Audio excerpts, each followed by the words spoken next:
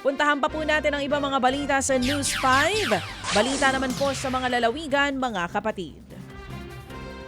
Sa pulsa video ang pag-araro ng truck sa grupo ng mga estudyante sa San Jose del Monte, Bulacan.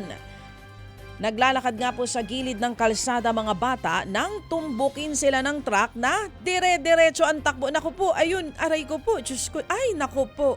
Oo, buti medyo mabagal ang takbo, ano? Anong nangyari? Ano yun, nakatulog ba iyon? 3 estudyante nga pong sugatan at dinala sa ospital. Ayon po sa mga tauhan ng barangay, nawalan daw po ng preno ang truck.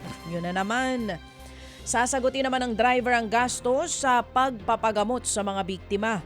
Dahil nakipag-areglo na ang driver, wala na raw balak magsampa ng reklamo ang pamilya ng mga estudyante. Naipit naman ang paa ng isang bata sa escalator dyan po sa Lipa sa Batangas. Sa viral video, kitang nataranta ang mga namamasyal sa mall. Pilit inaalalayan ng isang babae ang kanyang 2 taong gulang na anak. Hindi raw nakita ng babae kung paano naipit ang kanyang anak at nagulat na lamang sa sigaw ng bata. Inabot naman ng ilang minuto bago dumating ang mga tauhan ng mall. Binaklas po nila ang panel ng escalator at saka naman isinugod ang bata sa ospital.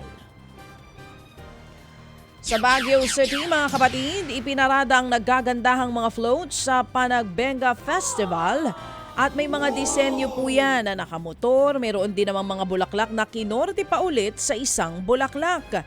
Meron ding mga higanteng paru-paro. Ang iba naman, korting isda, sibuyas at strawberry na mga produkto po ng norte.